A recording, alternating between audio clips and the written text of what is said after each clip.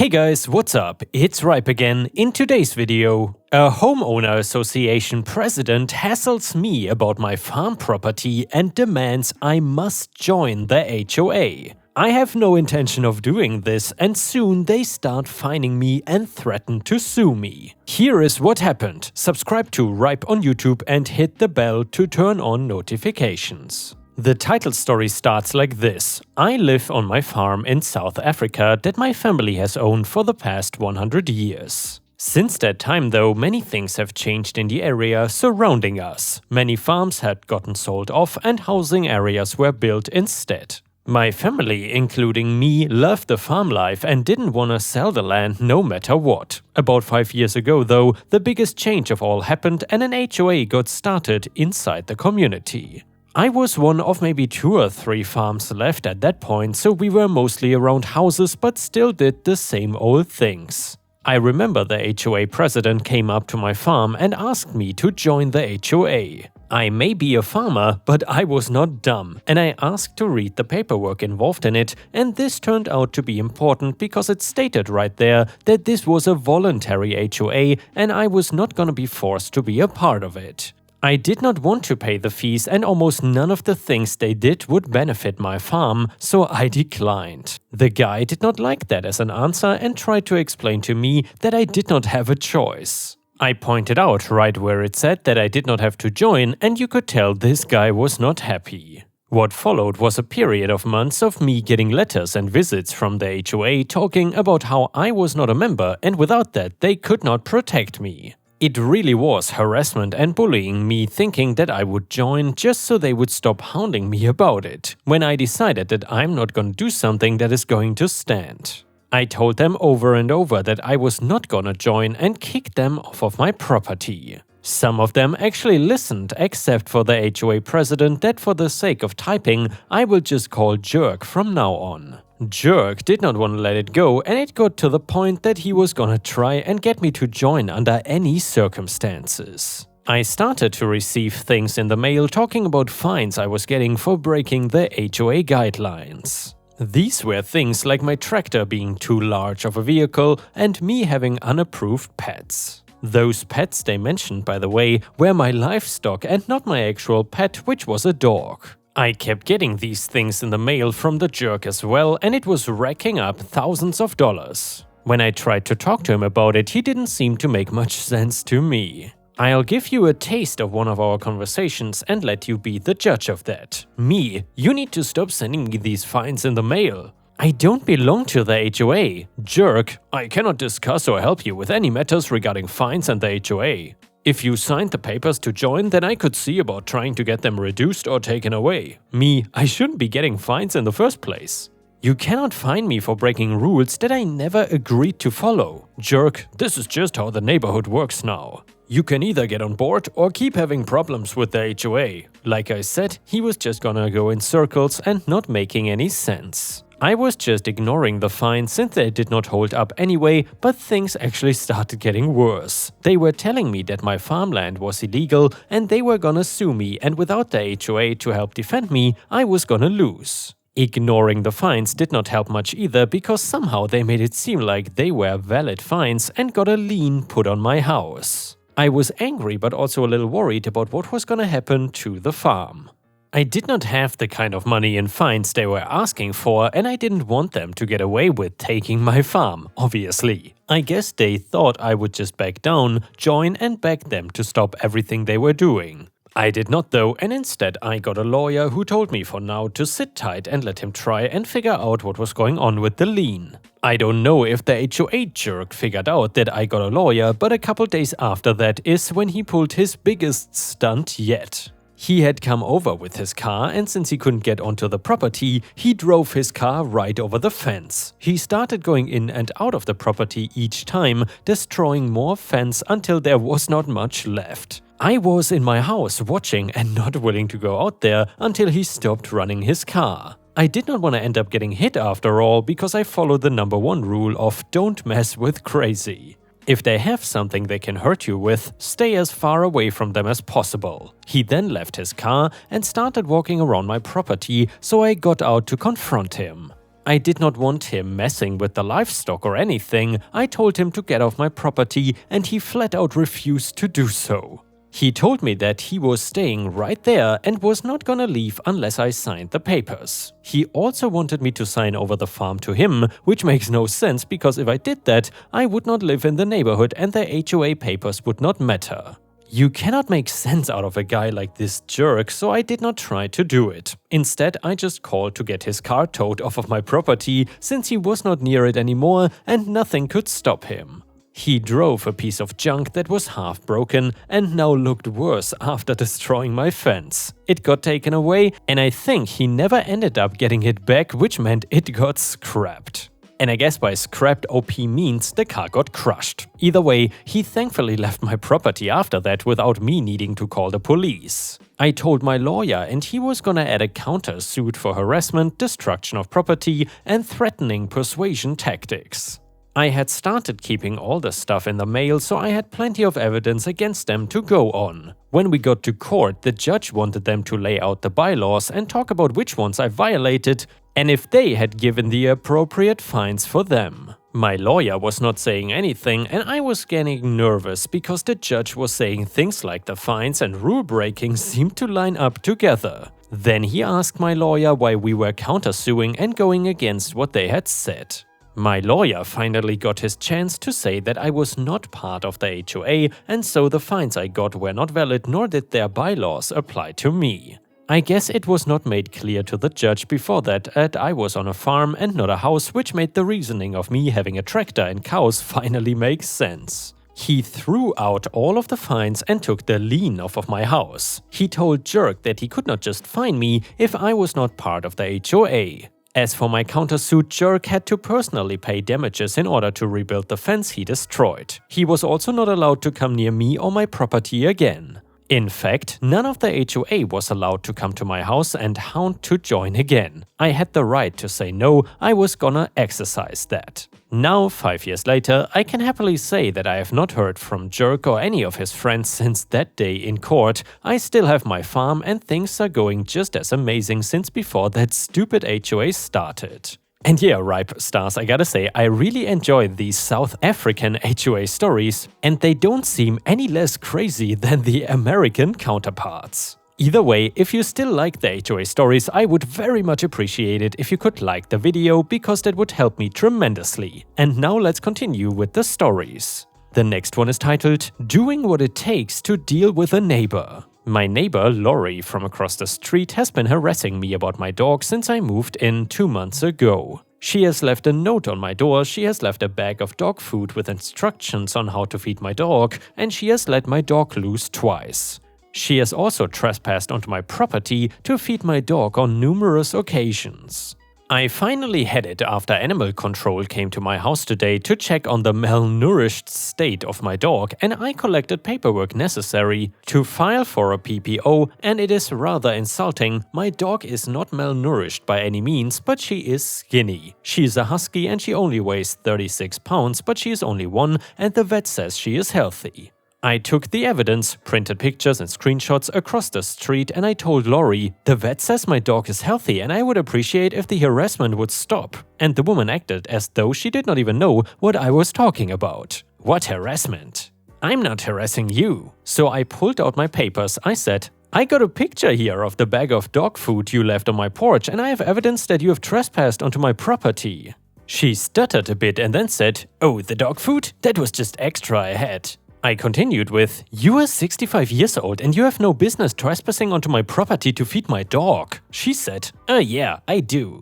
Animal control was just at your house and they said your dog was malnourished. Your dog is always yipping and yapping and you don't ever do anything with it. I informed her that I do run with my dog rather frequently and that the vet says my dog is healthy, and then I called her a bee and told her to get a hobby. It felt empowering, but now I have a sign in my front yard that reads, no trespassing, Lori. Update to the story, my next door neighbors love my sign and just informed me that they have had similar issues regarding this neighbor. I feel proud for what I have done today. And the next one is titled, Don't Mess with Disabled People. This happened 2 years ago, so it was pre-pandemic, when I went out with a group of friends at a very posh restaurant in town for a birthday celebration for a friend who uses a wheelchair. Important for the story later. The restaurant itself had only recently been awarded its first Michelin star, and reservations had to be made months in advance. For our area, this was the most posh restaurant around, with dress code, pre-fee multi-course menu, minor local celebs and regular attendance, the works.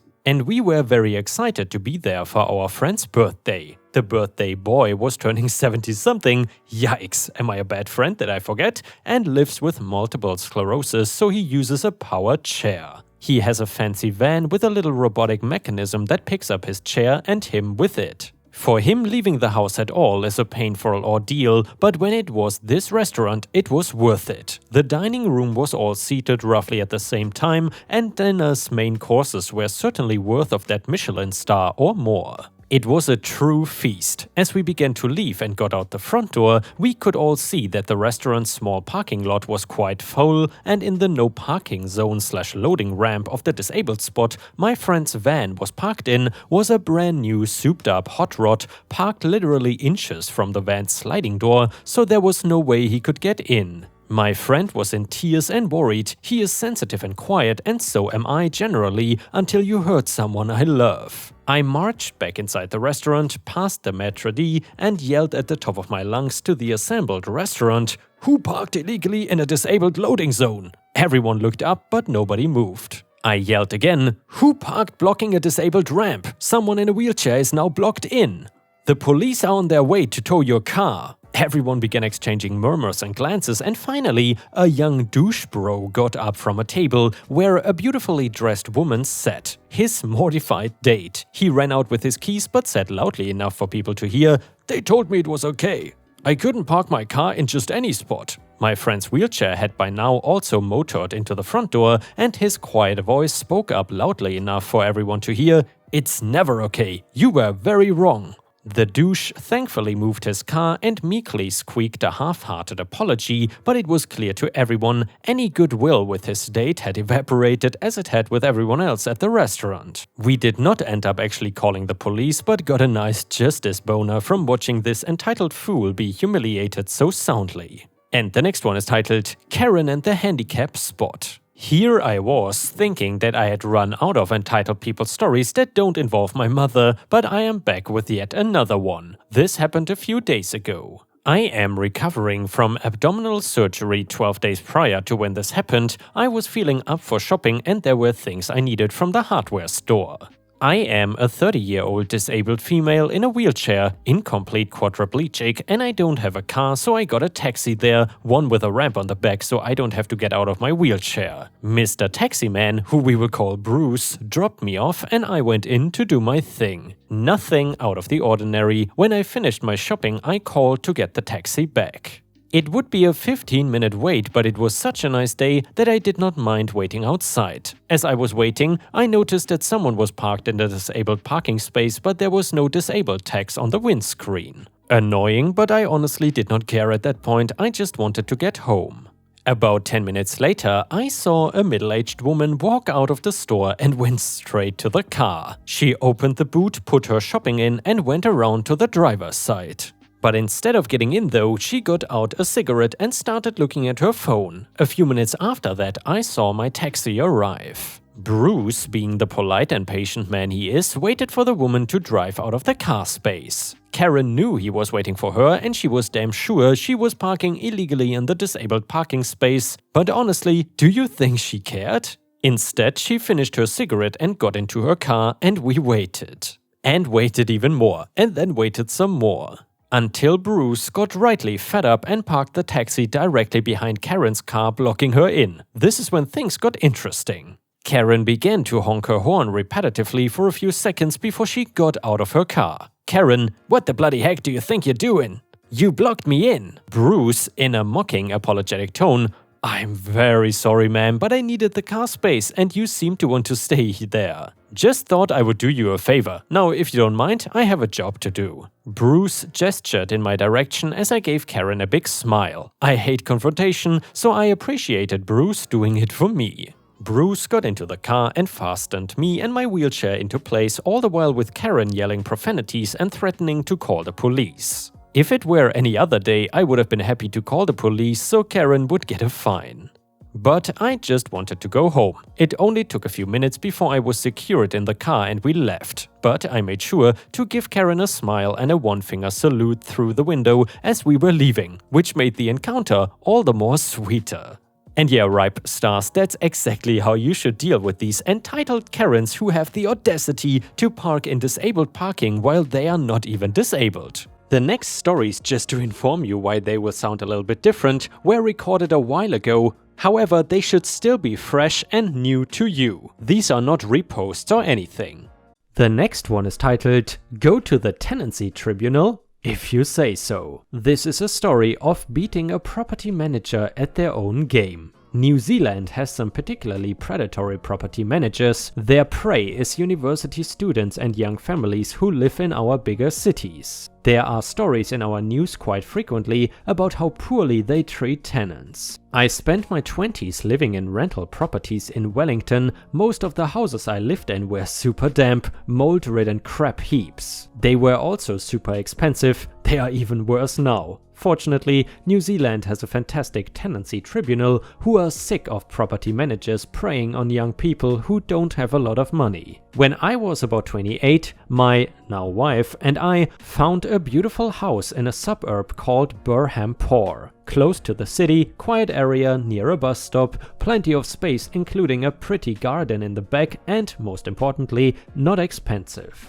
A perfect house. Just before we moved in, I took about 200 photos of the house. I had become very wary of how easily property managers could rake a tenant over the coals for damage, garbage, etc. the previous tenant left behind. We spent a year and a half living there without incident. We had to report to the property manager that trash had been left under the house by the previous tenants and they dealt with it well. When we needed to install high-speed broadband internet, they were easy to deal with and everything seemed to be going swimmingly. About 4 months prior to the end of our lease, I was offered a brewing job in the United States. I informed our property manager that we would need to break our lease earlier than expected, to which she replied, "No problem, let's arrange a time to meet." Prior to meeting with her, I researched her company's policy on moving out of rental properties prior to the agreed date. The company policy was that if a tenant broke the agreement early, then the tenant would have to pay $750 to the property manager. This was supposedly to cover the listing fee. I should mention at this point that listing properties in Wellington was not challenging nor expensive. Most properties were filled within a week. Some property managers were even expecting people to show up with cash to cover bond plus the first month's rent when they were having viewings of the property. There was no way that $750 was going towards just the listing fee. When I went into our meeting, I told her that we were willing to ensure the property was cleaner than when we arrived, and also we were willing to offer an extra $200 for moving out prior to the lease ending. At that point, she showed me the company policy which stated leaving prior to the end of the agreed lease date would mean a $750 fee for us as the tenants. I acted flabbergasted, as one would, to hear of this shocking news. At this point, our property manager explained to me that the tenants before my wife and I were in a similar situation and had left prior to the agreed date. I explained to her that this was extortion and I thought it was incredibly unfair. I repeated to her that we had offered her $200 to help with relisting the property and that we were willing to list it ourselves. I also said to her that it was ridiculous to think that it would cost more than $100 to list and fill that property. She explained to me, "This is what the tenants before you did, paid the $750, and that is just what everyone does." To which I replied, "Just because everyone else does it doesn't mean it's right." And by the way guys, that is pretty much a motto I live by. Anyway, we argued some more and left it unresolved. On my way out of her office, she said, "If this is still an issue, you should get in touch with the tenancy tribunal." With the rage of 1,000 suns and the ability to bottle emotions like a true Catholic, I managed to respond, "I will do that." As soon as I got home, I went on to the tenancy tribunal website and filed a complaint against the company she represented. Within a day, the tribunal had agreed to help me and contacted the property manager. In turn, she emailed me begging for mercy. If you agree to drop the complaint, we won't charge you anything. The owner is very disappointed, but if you leave the house in a good state, there will be no more issues. We are not absolute trash, so of course we cleaned the place thoroughly. We moved out without paying them a dime. But the real reward came when I saw her in the city and greeted her with a big smile and waved. I did not think I had the power of invisibility, but she did not seem to see me at all. Edit, for all of you getting upset about us signing the lease knowing that we did not. It was not included in the agreement, and also chill out. This is a story of malicious compliance. I'm not trying to pretend I'm some amazing person who fought for equality and justice for all.